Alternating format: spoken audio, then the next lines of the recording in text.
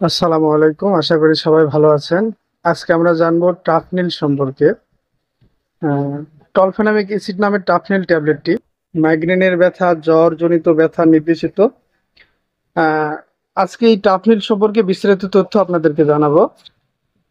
Tufnil tablet বা ওষুধ কারা খেতে পারবেন এবং এর পার্শ্ব প্রতিক্রিয়া কি, গর্ভ অবস্থায় বা স্তনদানকালে এটা সেবন করা যাবে কিনা, এর মূল্য কত, এই সম্পর্কে আমরা বিস্তারিত জানবো। টাফনিল ট্যাবলেটটি বাজারে নিয়ে এসেছে এসকেপ ফার্মাসিউটিক্যাল কোম্পানি।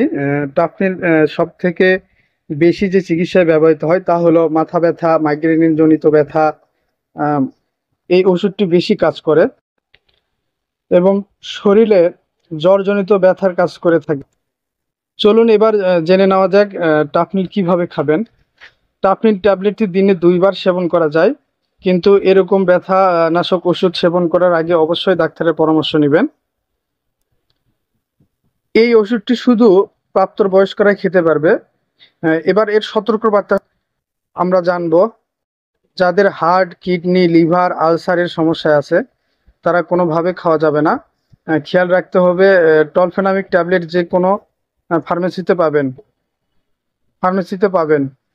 এটা যেহেতু ব্যথার ওষুধ, তাই ডাক্তারের পরামর্শ নিয়েই খাবেন। টাফনিল সম্পর্কে কিছু জানতে চাইলে কমেন্ট করে জানাবেন। আজকের ভিডিও এই পর্যন্তই। ভালো লাগলে অবশ্যই চ্যানেলটা সাবস্ক্রাইব করে পাশে থাকবেন।